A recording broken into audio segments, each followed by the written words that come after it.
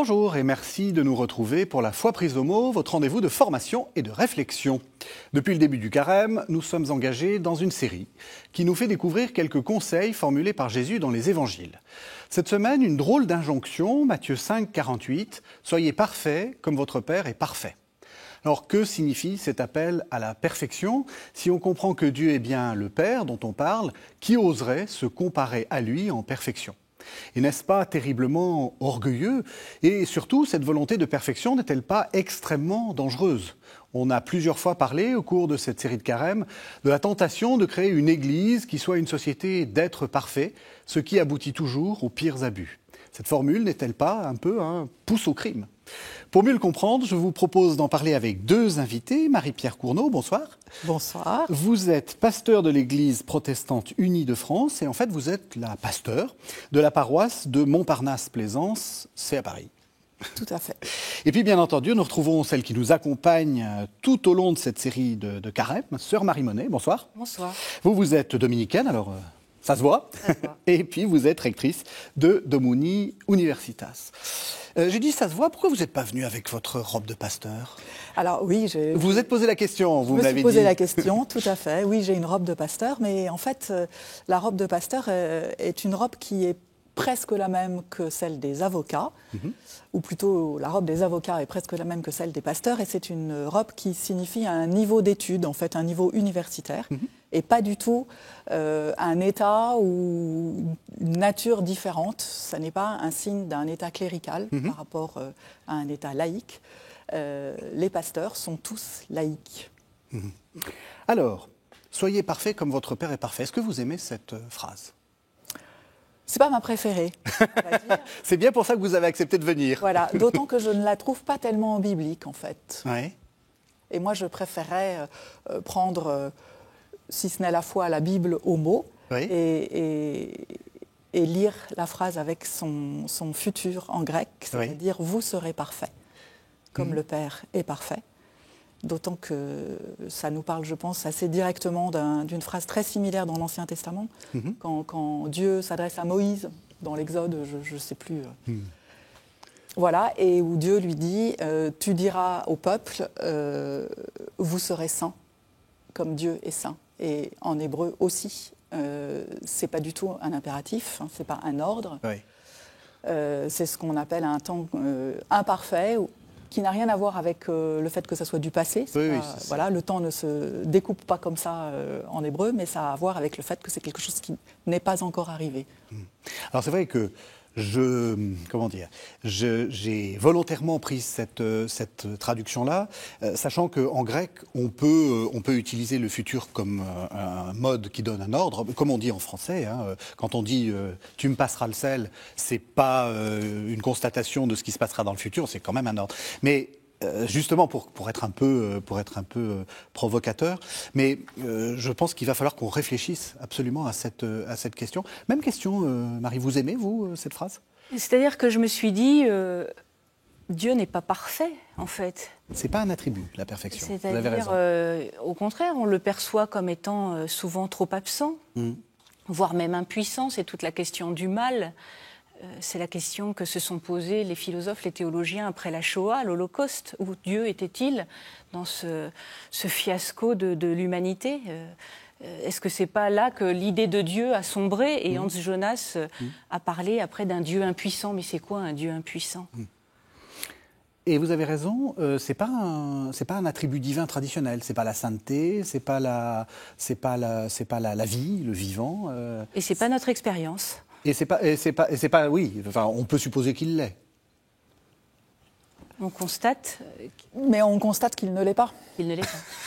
Allons, bon, vous allez carrément jusqu'à dire que Dieu n'est pas parfait. Oui, que Dieu n'est pas parfait, que Dieu n'est pas tout-puissant. Ouais. Il me semble que dans la Bible, en tout cas dans l'Ancien Testament, il y a deux endroits où le mot que l'on traduit par parfait, perfection, être parfait, tout ça, toute cette racine-là, est attribué à Dieu. Et à chaque fois, c'est pour dire que les chemins de Dieu sont parfaits. Donc c'est pas tout à fait pareil. Les chemins de Dieu, ça pourrait être les chemins que nous suivons pour aller vers Dieu, par exemple. Ça ne veut pas dire que Dieu lui-même est parfait. Moi, je pense qu'on ne sait pas ce que Dieu est. Oui. Voilà. Et en tout cas, on dit souvent que Dieu est incirconscriptible, c'est-à-dire qu'on ne peut pas le circonscrire, on ne peut même pas dire son nom. Et donc la perfection, c'est quelque chose, à mon avis, au contraire, qui est tout à fait circonscrite, c'est quelque chose de défini, c'est quelque chose de terminé, de fini, et donc tout le contraire de Dieu, je crois. Intéressant. Tout de suite, on est parti sur l'image de Dieu. Et quand on voit l'Évangile, Jésus, qui nous révèle le mystère de Dieu, qui nous révèle le Père, lui, il se met en colère, par exemple. Alors, il nous donne le conseil « Soyez parfaits comme le Père est parfait ». Et lui, en fait, va se mettre en colère, il va réagir, il va s'émouvoir. Donc, il y a quelque chose ici à percevoir d'un décalage entre notre idée de la perfection qu'on attribue à Dieu et ce qu'il est vraiment, et comme le dit Marie-Pierre très justement, qu'on ne peut pas vraiment dire, qui est de l'ordre de l'ineffable aussi. Et Jésus, puisque vous en parlez, Marie, oui, il se met en colère, mais il passe aussi son temps dans les évangiles à faire des choses interdites. Il transgresse tout le temps, en permanence, la loi de son temps, de son époque et de sa communauté. D'ailleurs, c'est ça qui le conduit à la mort. À la mort. Alors, qu'est-ce que Jésus nous demande, nous, de faire ? Moi, je crois que la question est sur la table. Je ne m'avance pas sur la réponse, mais est-ce que Jésus ne nous demande pas, nous aussi, de transgresser les lois qui sont les nôtres ? En fait, il me semble que une des questions, vraiment, c'est qu'est-ce qu'on entend par perfection ? Tout à fait. Il me semble que dans notre monde actuel, dans la société dans laquelle nous sommes ici et nous parlons, le mot perfection a quand même un lien très très fort avec la moralité et avec le fait de coller à des préceptes moraux, à des normes, tout à fait. Voilà. En sachant que ces normes et ces préceptes moraux, ils évoluent en fonction des époques, mais même en fonction des endroits. Et même à l'intérieur de la Bible, ce n'est pas les mêmes du début à la fin. Et du coup, ce n'est plus du tout quelque chose d'absolu si ça change tout le temps. Si même dans la Bible, ça change. Donc moi, je pense qu'il faut sortir la perfection de son domaine de la moralité. Moi, je pense que ça n'a rien à voir. C'est pas de ce champ-là dont nous parle Dieu. Voilà, il faut le remettre dans le champ de la théologie. Et la perfection... Appelons ça comme ça, mais je n'ai pas d'autres mots à proposer. Oui, et puis c'est un mot... C'est le mot que nous amène la tradition, voilà, on va le garder. Mais il me semble que c'est tout à fait autre chose. Et ça parle de notre relation à Dieu et pas de comment est-ce qu'on suit des commandements dont on ne sait même pas lesquels il faut suivre et dont Jésus, le premier, ne les suit pas. Notre relation à Dieu, ça c'est intéressant parce qu'on voit, j'ai dit que c'est très rare que Dieu, comme vous dites, on ne donne pas l'attribut de perfection à Dieu, on donne l'attribut à ses chemins, mais il y a des êtres humains qui sont parfaits. C'est Noé, Abraham... David dit de lui qu'il est parfait, mais ça serait... Et Abraham, Dieu lui donne l'ordre d'être parfait. Voilà. Là, pour le coup, c'est un impératif. C'est un impératif. Donc, on peut penser qu'il ne l'est pas. Donc, c'est bien une question de relation, en fait. C'est bien une question de... des êtres humains peuvent être parfaits dans leur relation à Dieu, en eux-mêmes. Oui, c'est pas une perfection en soi, comme nous, on l'imagine comme un objet qui serait achevé, comme dit Marie-Pierre, et fixe, sans marge de progression, sans possibilité d'erreur. Et j'aime bien cette phrase de Saint Bernard qui dit « la perfection, c'est le diable ». C'est pas banal, la perfection, c'est le diable, et on est toujours un petit peu coupable de quelque chose. Je pense qu'il faut qu'on interroge aujourd'hui dans notre émission la perfection dans un autre champ que celui de la morale. Alors... ou d'une autre morale, peut-être. Parce que là, vous avez commencé à dire des choses. Je pense que certains téléspectateurs vont être un peu décontenancés. Parce que vous avez dit Dieu n'est pas tout-puissant. Vous dites Dieu n'est pas parfait, alors qu'il y a une phrase du catéchisme, Dieu c'est être infiniment parfait, etc. Comment est-ce que vous n'êtes pas en train de remettre en cause toute la tradition, tout le catéchisme, etc. Qu'est-ce que vous nous appelez à faire ? Quand vous dites Dieu n'est pas tout-puissant, par exemple, vous nous dites non seulement Dieu n'est pas tout-puissant, et en plus, juste dans la phrase après, vous nous dites « Ah, mais je ne sais pas qui... » Enfin, de Dieu, je ne peux pas dire grand-chose. Donc, ne dites pas qu'il n'est pas tout-puissant. En même temps, j'ai consacré ma vie à ça, à essayer de savoir qui est Dieu. Tout à fait, tout à fait. Ça ne veut pas du tout dire que je n'en ai rien à faire. Non, au contraire. Oui, je pense que Dieu n'est pas tout-puissant au sens où on entend, où tout-puissant, ça serait pouvoir faire absolument tout. Voilà. On voit bien que Dieu n'est pas tout-puissant. Pourquoi est-ce qu'il laisse tant de malheurs C'est ça. Voilà.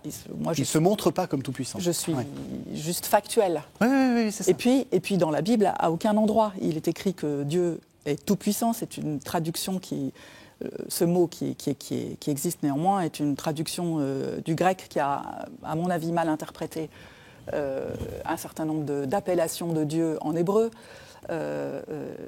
qui ne parlait pas du tout de toute puissance, pas au sens où on l'entend maintenant. C'est ça. Voilà. Moi, je pense que Dieu fait des choses fantastiques. Oui. Et Dieu fait des choses fantastiques dans la vie des croyants tous les jours et dans la mienne. Oui. Voilà. Mais pour autant, il ne peut pas prendre ma place pour réaliser tous mes rêves de toute puissance. C'est ça. Il ne peut pas ou il ne veut pas. Moi, je pense qu'il ne peut pas. Dieu n'est pas là pour faire ce que moi, je voudrais qu'il fasse. Ça, c'est clair. Ça, c'est clair. Vous êtes d'accord ? Complètement. Cette idée de perfection, justement, quand on dit le Dieu, enfin, je reprends cette phrase du catéchisme catholique, hein, cet être infiniment parfait, etc. Qu'est-ce qu'on a fait ? On a voulu trop mettre... C'est juste pour vous, c'est faux, ou on s'est trompé, ou c'est juste qu'il va falloir réinterroger la notion ? Je pense que parfois, on a tendance à vouloir sauver Dieu de lui-même. Ouais. On vient comme si on vient pour protéger Dieu d'une imperfection qui viendrait le dégrader. Et il faut interroger ce processus-là. D'où vient... De ce que nous considérions. De ce que nous considérons comme étant la perfection. Oui, et on colle cette étiquette sur Dieu. Mais sans interroger ce que ça veut dire exactement.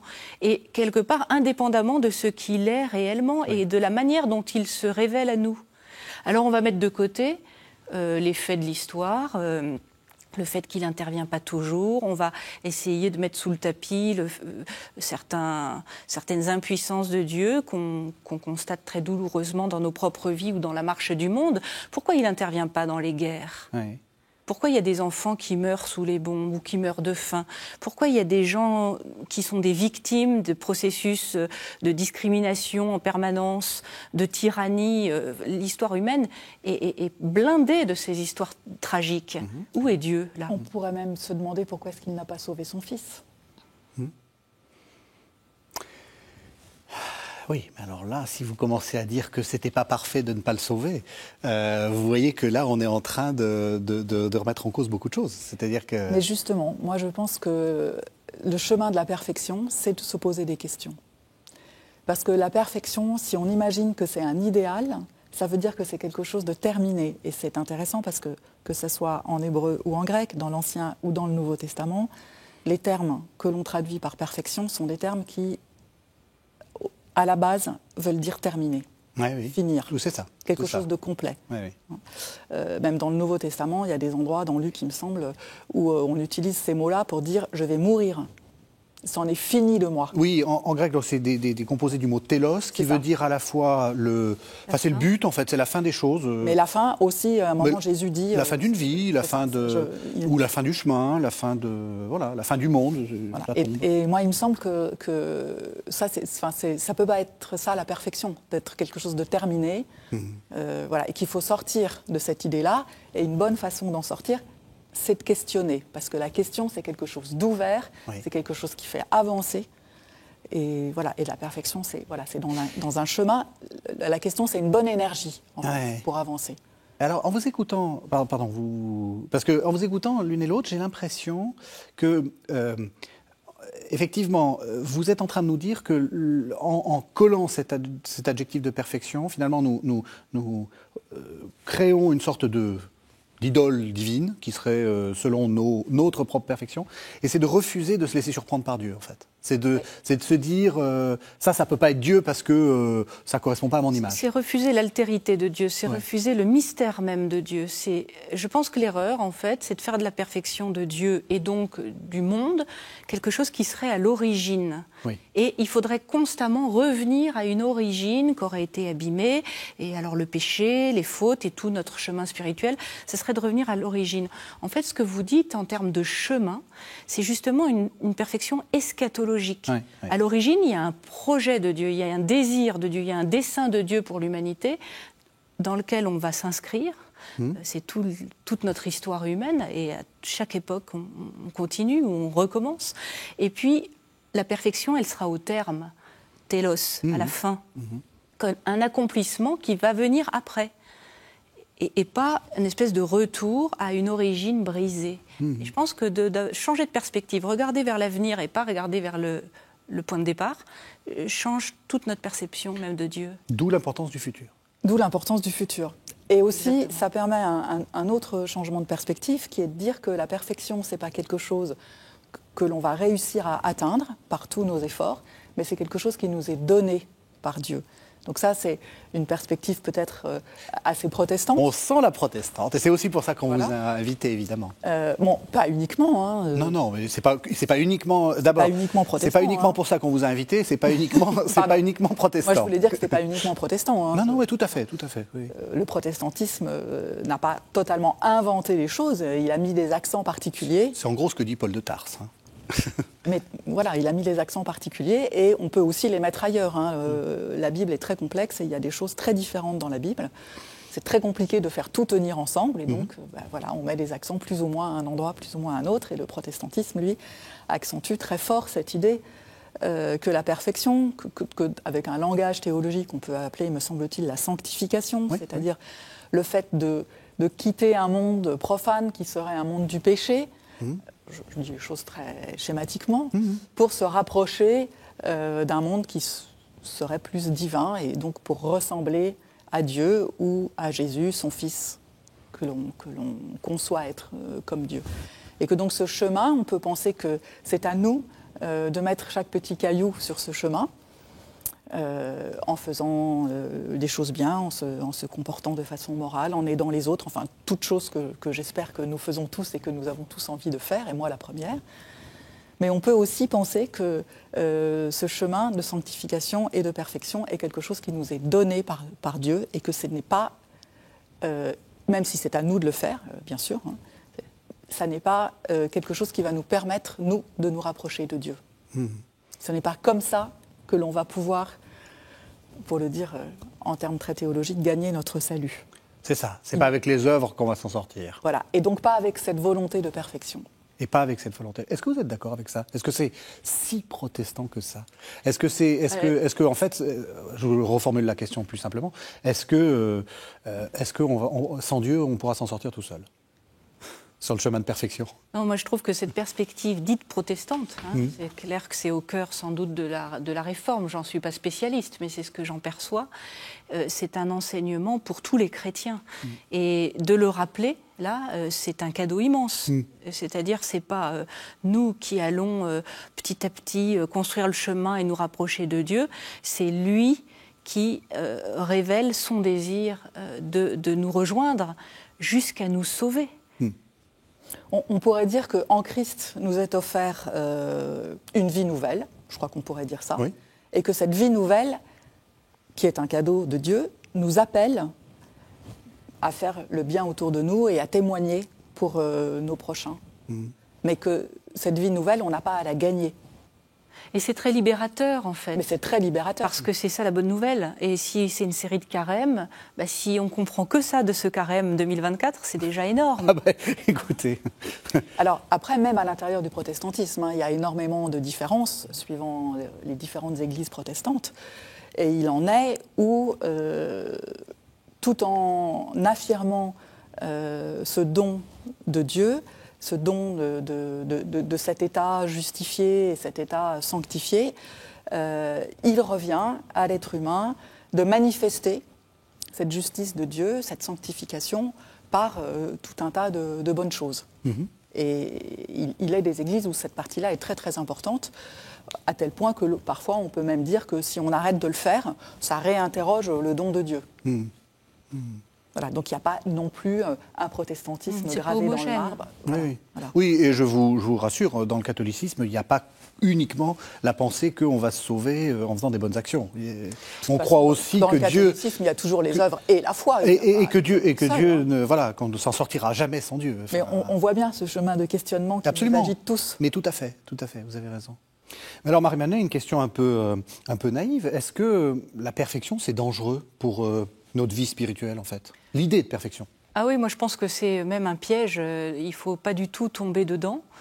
La perfection, ça peut être enfermant On a une idée de soi, on a une idée des autres, et on essaye d'y correspondre. Et à ce moment-là, on passe à côté de toute la richesse et de sa propre personnalité et de celle des autres, et peut-être même de celle de Dieu, comme on l'a dit au début de l'émission. On plaque sur lui une idée de la perfection, et on n'est plus du tout à l'écoute de ce qu'il est vraiment. Oui. Voilà. Et donc ça fige les relations, et ça les tue, en fait. Il n'y a plus de relations, on est simplement en dialogue avec soi-même, le mauvais côté, c'est-à-dire uniquement de soi à soi, sans médiation, sans altérité. Le danger, c'est quoi? C'est le scrupule ou c'est l'orgueil? Enfin, vous allez me dire les deux. Les deux, parce que c'est dans le même genre, c'est-à-dire c'est un isolement très narcissique, on est branché sur son nombril, et alors que toute la vie, la richesse de la vie spirituelle, de la vie humaine, c'est justement d'être en relation avec l'autre, avec l'altérité. Vous êtes d'accord? Je suis tout à fait d'accord. Et je me demande si même le danger, ça ne serait pas le péché, en fait, le danger de la perfection. Ça me fait penser à ce petit passage biblique dans Matthieu, je crois, où il y a un pharisien et un collecteur de taxes qui vont prier au temple. Et le pharisien dit « Merci Dieu de me permettre de faire tout ce que je fais de bien.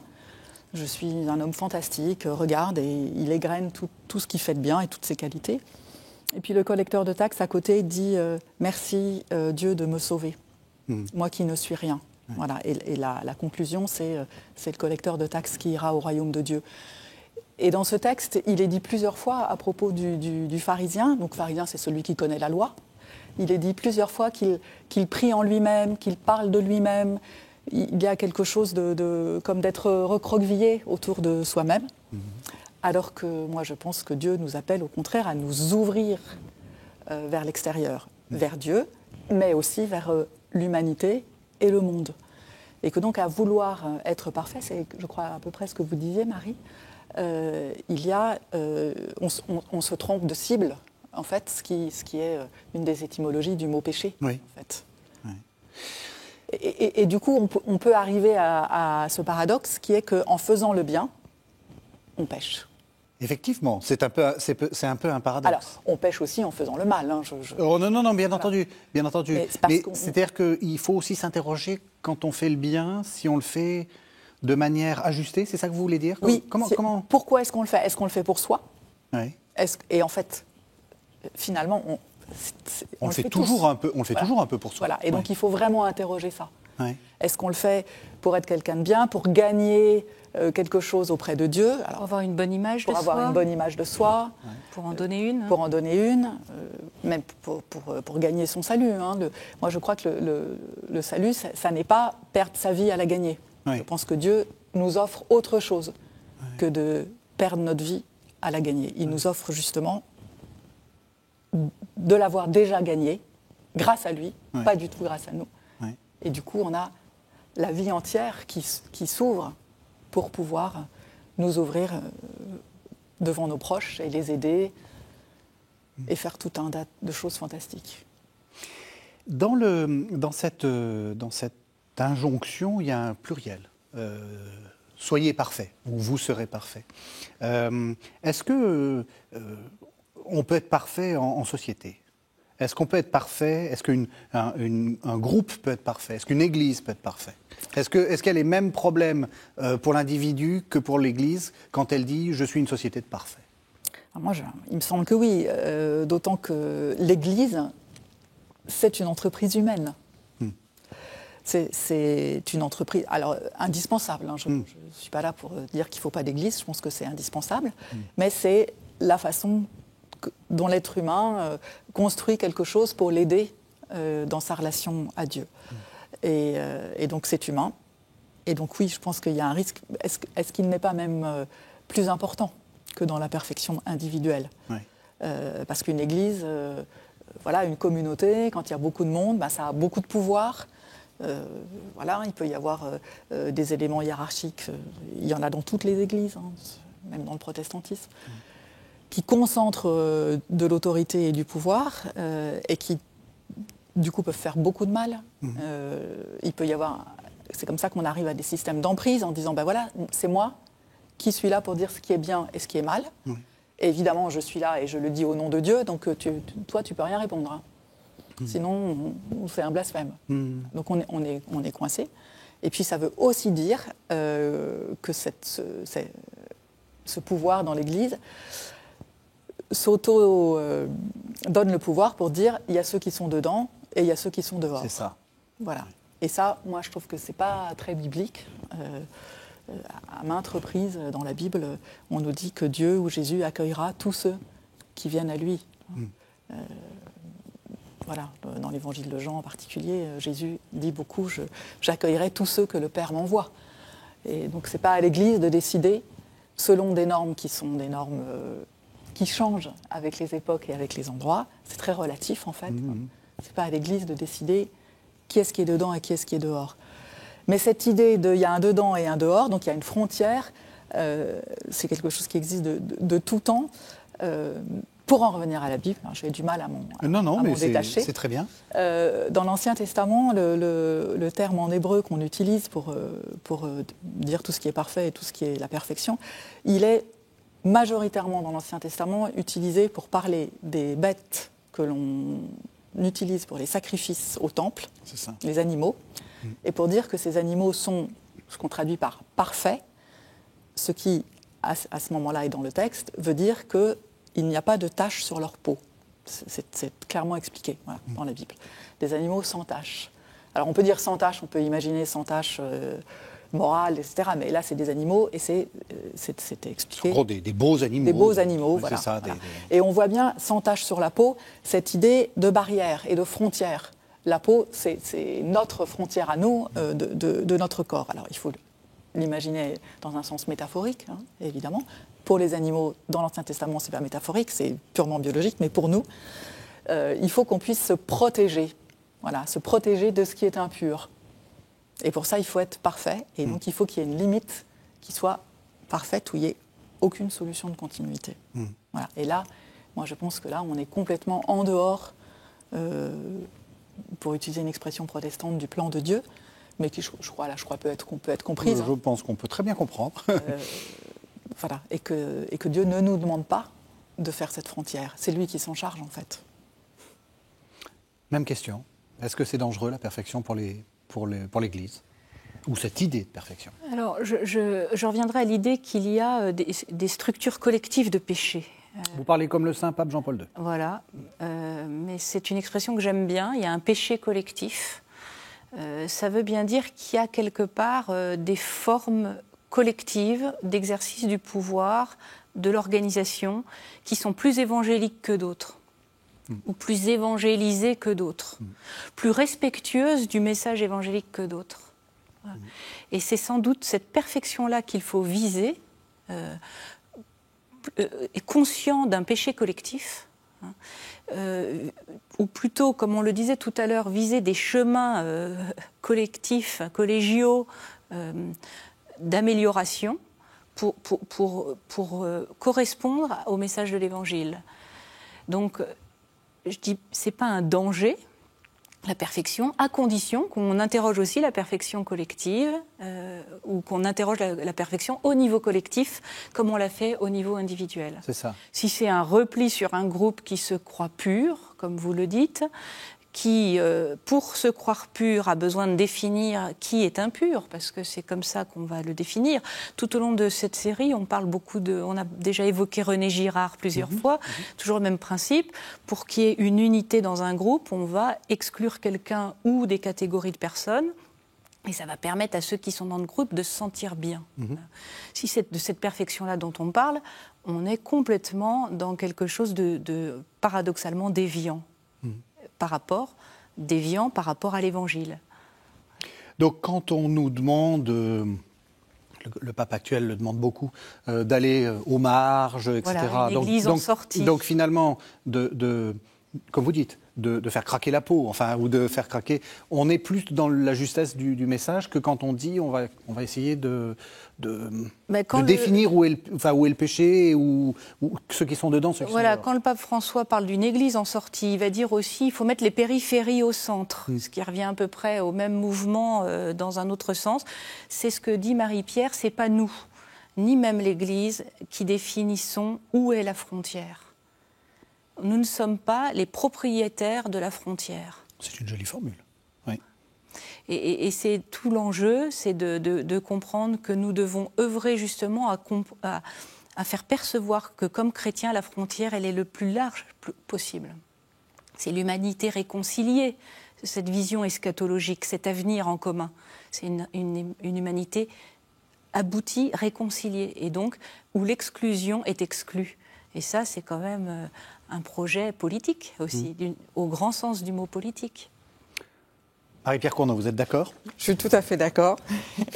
Oui, je suis tout à fait d'accord. Et je pense que la perfection, il y a tellement de risques, oui. Bien plus presque que de choses bien qui en sortent. C'est très facile de dévier la perfection. On reprend l'histoire et on voit de l'Inquisition à l'apartheid en Afrique du Sud.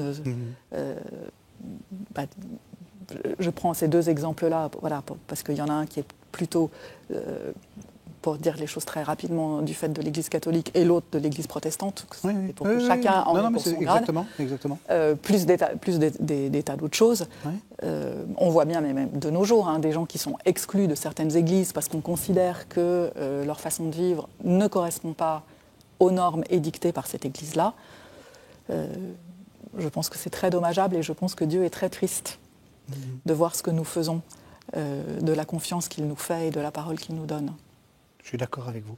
Vous avez une idée intéressante qui consiste à dire c'est un concept utile, la perfection, mais il est trop dangereux il vaut mieux s'en passer parce qu'il est trop dangereux à manipuler. Oui, il y a quelque chose de... On pourrait imaginer quelque chose qui soit pas... Il y a quelque chose d'absolu dans le terme perfection qui me dérange. Voilà. À partir du moment où on imagine que l'on va soi-même, en tant qu'individu ou en tant que groupe, représenter l'absolu, il y a une négation totale de la vie. Pour qu'il y ait de la vie, il faut qu'il y ait des erreurs, il faut qu'il y ait du mouvement, il faut qu'on puisse se poser des questions, il faut qu'il y ait du doute. Tout ça, c'est le mouvement de la vie. Des impasses. Des impasses, tout à fait. Et dire la vie, c'est comme ça, c'est figé en fait, la perfection. Vous êtes d'accord, la vie, c'est le bazar ? Enfin, je veux dire, c'est par définition l'imparfait. C'est l'imparfait qui chemine vers un accomplissement. Et je pense qu'on ne veut pas voir aussi que nous est donné une autre notion de perfection. Dans l'Évangile même, je pense à Matthieu 25. En Matthieu 25, il y a bien un jugement. Donc il y a bien quelque part des normes. Donc Matthieu 25, c'est quand le juge, le Fils qui est aussi le juge, arrive et va mettre d'un côté ceux qui seront sauvés et ceux qui ne le seront pas. Donc il y a bien un jugement, il y a bien des normes, mais qui n'ont rien à voir avec celles qu'on se donne en général. Et il faut relire, c'est très concret. J'ai été en prison, vous ne m'avez pas visité. J'étais nue, vous ne m'avez pas habillée. J'ai eu faim, vous ne m'avez pas donné à manger. Etc. Il faut relire. Ce n'est pas les mêmes critères que ceux qu'on utilise habituellement. Absolument. Voilà. Et les critères, ils sont donnés, et parfois on échafaude tout un monde de perfection morale, pour soi ou pour le groupe dans lequel on vit, et on oublie que c'est extrêmement basique. Le programme, il est donné. Oui. Et peut-être que notre verset de ce soir, de Matthieu 5, soyez parfaits comme votre Père est parfait, ou vous serez parfaits comme votre Père est parfait. Si on le remet dans son contexte, on est dans le sermon sur la montagne, on est après les béatitudes, à un moment où Jésus a dit, voilà, vous faisiez ça, et bien maintenant vous allez faire ça. C'est ça. Donc il y a un changement de positionnement ça. Qui n'est pas seulement vous faisiez ça et vous allez faire plus. Parfois moi j'ai déjà entendu qu'on disait ça. Par exemple, vous aimiez vos amis. Il ne dit pas, vous allez les aimer jusqu'à donner leur vie pour eux. Ça, c'est un autre endroit où vous allez les aimer énormément. Vous allez les aimer plus que vous-même. C'est pas quantitatif. C'est ça. Il ne s'agit pas de faire un pas en plus dans la même direction. Il s'agit de changer de direction, voire de faire quelque chose qui est l'inverse. Vous aimiez vos amis, maintenant vous allez aimer vos ennemis. La question, c'est plus d'aimer vos amis, c'est d'aimer vos ennemis. On est un changement qualitatif. On est complètement dans autre chose. Avec, effectivement, et c'est ce que vous disiez aussi avec le texte, la référence à Matthieu 25, le texte nous montre une communauté à qui Jésus dit ça et qui dit mais quand est-ce qu'on t'a... Donc, il y a quelque chose de sorte de la surprise. C'est-à-dire que cette éthique-là, elle est très surprenante. Oui, tout à fait. Elle est très surprenante, très déplaçante. Et rien n'empêche de penser que si la communauté arrive, honnêtement, ça m'étonnerait qu'elle y arrive, nous n'y arrivons pas, il n'y a qu'à voir. Hein. Si la communauté arrive à aimer ses ennemis, à ce moment-là, Jésus dira, vous aimez vos ennemis, et bien maintenant vous allez faire autre chose. C'est ça, c'est ça. C'est qu'une sorte d'étape. C'est qu'une sorte d'étape. De déplacement. D'accord pour le déplacement ? Ah oui, le déplacement, c'est la place même de la surprise de l'autre. C'est justement... mais on a tendance à toujours figer, hein, comme on l'a dit depuis le début. On a une idée préconçue de la perfection et puis on va patiner derrière tout au long de son existence sans voir que le programme est donné autrement. Alors ce que dit Marie-Pierre est très juste, c'est-à-dire qu'il faudrait relire le verset « Soyez parfaits comme votre Père est parfait » avec tout ce qui précède en Matthieu 5. Oui. Je me permets d'insister là-dessus. Vous allez voir toute une série d'énumérations. Vous avez appris, dit Jésus. Oui. Eh bien moi je vous dis. Vous avez appris, eh bien moi je vous dis. Et il répète ça en énumérant une série de commandements de l'Ancien Testament. Et moi je vous dis, et il déplace. Voilà. Et ça vaut le coup, je pense, pour les téléspectateurs, d'ouvrir la Bible en Matthieu 5, Matthieu 5, ça sera l'effort de carême. 21-48 par exemple, et d'aller voir, voilà, pour par exemple, en donner juste un aujourd'hui, vous avez appris qu'il a été dit, tu ne commettras pas de meurtre, eh bien moi je vous dis, tout homme qui se met en colère contre son frère devra passer en jugement. Voilà.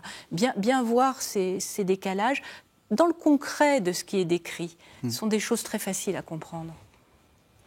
Est-ce que ça nous dit quand même qu'il y a un chemin de perfection ? On va arriver lentement vers la fin de l'émission. Alors, il ne s'agit pas on a bien compris, de donner, justement, ça serait le contraire, faites ça et après vous serez sauvés. Mais d'abord, est-ce qu'il existe un chemin de perfection ? C'est une vieille tradition, de la morale, de dire qu'il y a un chemin de perfection. Il y a même des échelles, en particulier chez les moines, on montait de grade en grade, enfin, dans la vertu ou dans la perfection. Est-ce que vous y croyez à ça ? Ou est-ce qu'en fait, on retombe tout le temps, et puis il n'y a pas de chemin, et puis voilà. Et moi, je crois très fort à un chemin. Oui. Un chemin duquel on tombe, mais duquel Dieu nous relève. Oui. Mais un chemin, parce que cette idée dont je parlais tout à l'heure, de penser que la perfection, elle nous est donnée par Dieu, c'est très difficile en fait. Il faut assumer. Voilà, c'est très compliqué et c'est pas comme ça. Donc ça demande au fond de soi-même un chemin peut-être de foi, je dirais plus qu'un chemin de perfection, pour arriver à accepter cette idée, à se défaire de soi-même. Expliquez ça, se défaire de soi-même. Mais se défaire de cette idée qu'on a de nous-mêmes, du fait qu'il faut être quelqu'un de bien, du fait qu'il faut gagner notre vie, du fait que c'est dans Genèse 11 où le peuple veut construire la tour de Babel pour se faire un nom. Oui. Voilà. Et donc on veut se faire un nom, on veut se faire une image, on veut être quelqu'un. On veut faut renoncer à ça. Se faire un nom, c'est être quelqu'un. Voilà. Et en tout cas, aux yeux de Dieu, ça marche pas du tout. Mais pour lâcher ça, en tout cas, moi, il me faut un chemin. C'est compliqué. Même question. Est-ce que c'est un chemin ? Et la question, c'est est-ce que c'est un chemin où il y a quand même du progrès ? Ou est-ce qu'on retombe toujours ? Vous voyez ce que je veux dire ? C'est l'idée de l'échelle. Oui, alors l'échelle, c'est pas une bonne image à mon sens parce que c'est déjà l'image qu'on a en soi du bas vers le haut et on s'élève. Un peu comme la hiérarchie sociale, l'échelle sociale, le descenseur social quand les gens n'arrivent pas à maintenir le niveau de leurs propres parents. Enfin, donc ça, c'est à mon avis pas une image porteuse par rapport à ce qu'on vient de dire aujourd'hui. Mais un chemin, oui évidemment, plusieurs chemins, peut-être de multiples chemins. Alors il y a aussi une phrase dans l'Évangile, attention de ne pas prendre la grande route qui mène à la perdition. Oui, les deux voies. Et moi, j'aime bien ouais. parce que parfois, on a présenté la vie religieuse qui est censée être un chemin plus radical d'accès à Dieu. On radicalise les moyens pour aller plus vite vers la fin, vous voyez, un petit peu cette idée-là de la vie consacrée. Eh bien, on a parlé à certains moments, dans certaines communautés, de la vie religieuse comme l'autoroute. Eh ben, c'est l'inverse de l'Évangile. L'Évangile, c'est la petite porte. Promeut les petites portes, les petits chemins, les petites routes, voire même les ornières, les impasses, les rencontres un peu ratées, les rencontres gratuites. Pas vraiment la rentabilité, quoi. Si vous voulez être efficace, prenez pas l'Évangile, quoi. C'est pas très efficace. Oui, c'est ça, c'est le contraire même. C'est le contraire. C'est le contraire. Cette idée de deux voies, j'ai senti que ça vous parlait. Alors ça, c'est très très traditionnel. Hein. On trouve ça dès la Didaché, donc un texte du 1er siècle. Il y a toujours il y a des bifurcations. Il y a un chemin de perdition qui est quand même possible. Ah oui, oui, parce que si la route était unique et tracée, il n'y aurait aucun mérite. Et il n'y aurait aucun cheminement possible. On serait tous dans l'obéissance. Il me semble que l'évangile de Jésus, ce qu'il a amené de vraiment complètement surprenant, c'est de nous dire la relation à Dieu ne passe plus par l'obéissance, mais par la confiance. Oui. Donc s'il n'y a plus d'obéissance, ça veut dire qu'il y a moins de cadres, il y a moins... À chaque fois, il faut qu'on décide, qu'on aille voir, qu'on revienne. Et donc oui, je pense qu'il y a plein de chemins parallèles. Et certains sont des impasses, mais parfois c'est en allant dans l'impasse qu'on arrive. Est-ce qu'il y a des chemins qui sont quand même un peu éprouvés ? Là aussi, je fais un peu allusion à toute la tradition, éthique ou morale. On a souvent dit que, par exemple, l'humilité est une voie de perfection. Donc, c'est un peu ce que vous défendiez. Vous voyez, est-ce qu'on peut quand même donner quelques conseils, ou quelques chemins un peu éprouvés pour arriver vers la perfection? Alors, l'humilité, c'est à double tranchant. Parce que on peut aussi être là à dire « Ah, mais moi, je fais rien. » Mais en fait, on dit ça parce qu'on veut justement montrer qu'on fait. Voilà, donc il y a la fausse humilité. Il y a une fausse humilité. L'humilité, souvent, c'est se comparer à d'autres gens, à d'autres choses. Ça part du principe qu'il y a un critère de référence, l'humilité. Donc, j'aime pas tellement cette notion. Je préfère l'humilité dans ce qu'elle nous rappelle que nous sommes humains. Humilité, humain, c'est la même racine. Au départ, c'est aussi la racine de l'humus. Oui, la terre. Ouais. La terre, voilà. Et donc ça me parle beaucoup plus, de nous rappeler que nous venons tous de la terre, que Dieu nous a créés en prenant de la terre et en insufflant son souffle, que nous sommes donc tous des créatures de Dieu, au même titre que tout ce qui nous entoure, et que peut-être ce chemin de perfection, il est là, il est de se souvenir de ça, et que c'est ça le plus important. Même question. Alors j'ai presque une question ad finam, c'est-à-dire, est-ce que vous êtes dominicaine, il y a quand même eu une vraie tradition de la vie apostolique, la vita apostolica comme chemin de perfection ou comme chemin... Est-ce que ça a du sens pour vous, ça ? Ça a énormément de sens. L'essence même de la vie dominicaine, c'est l'itinérance apostolique. En fait, le cœur même de notre vie, c'est d'être sur les routes pour annoncer l'Évangile et rencontrer ceux qui croient et ceux qui ne croient pas, voire même ceux qui s'opposent à la foi. C'est une itinérance permanente. Être en mouvement, c'est plus même qu'un mouvement matériel. Bien sûr, on va voyager, on va aller rencontrer les gens, mais c'est même l'essence même de notre spiritualité, si on peut dire ça comme ça. Et alors du coup, est-ce que vous pensez que c'est un chemin de perfection ? Ça l'est dans la mesure où quand vous êtes en mouvement, en chemin, vous ne contrôlez pas la rencontre, vous ne contrôlez pas l'avenir. Vous le savez quand vous voyagez, il y a des imprévus. C'est très énervant. C'est énervant, on ne contrôle pas, on ne maîtrise pas. Et donc il y a une dépossession permanente. Si vous vous crispez, vous êtes mort en fait, quand vous êtes en voyage, en chemin. Et ça dit quelque chose de cette relation à Dieu si vous projetez sur lui, comme on l'a dit au début de l'émission, ce qu'il est, ce qu'il doit vous donner, ce que vous voulez lui apporter. Si vous ne faites pas part à son mystère, à ce qu'il est lui en vrai, et donc si vous ne vous laissez pas surprendre par Dieu, si vous ne vous laissez pas surprendre par sa parole, puisqu'il nous parle dans la Bible, si vous ne vous laissez pas surprendre par les autres que vous rencontrez, et qui vont toujours être en décalage avec ce que vous avez pressenti au départ ou projeté, eh bien, vous allez simplement être enfermé sur vous-même. L'itinérance apostolique, c'est de présumer que c'est cet imprévu qui va être l'essentiel. Que Dieu parle par l'imprévu, en fait. Enfin, ou que, il est l'imprévu. Il propose oui. Il est l'imprévu, puisqu'on cherchait à le caractériser. C'est ça, oui. Il n'est pas parfait, il est imprévu. Il est ou imprévisible. Imprévisible. Ouais. Et c'est très déstabilisant, et ça sera jusqu'au bout de notre vie, c'est-à-dire il n'y aura jamais de certitude, il n'y aura jamais d'évidence. Et donc, c'est ça la foi, et c'est ça la confiance. Donc, en ce sens-là, l'itinérance apostolique, elle est une des manières de vivre la confiance, cette relation de confiance qu'on cherche à approfondir avec lui et avec les hommes. Alors on arrive à la toute fin de l'émission. Je pose une sorte de question un peu rituelle. Qu'est-ce qu'il faut retenir de cette émission ? Qu'est-ce que vous invitez, à quoi vous invitez les gens qui nous regardent par rapport à cette idée de la perfection ? Alors ce que je retiens, c'est ce que vient de dire Marie. Dieu est confiance. Cette confiance, elle s'exprime dans l'imprévu et je crois aussi dans la différence. Dieu est différent de nous. Et donc c'est le tout autre. Voilà. Et donc il surgit dans l'imprévu et dans l'autrui qui est différent. Et du coup, notre idée de perfection... Notre idée de perfection, on la laisse de côté. C'est ça que vous êtes en train de nous dire.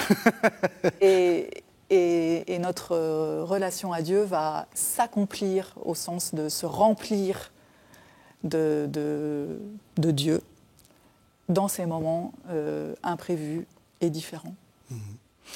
Alors, même question, Marie, mais peut-être un peu plus, comme vous êtes un peu, vous nous accompagnez tout au long du carême. On a parlé de miséricorde, on a parlé de pauvreté, là on parle de perfection.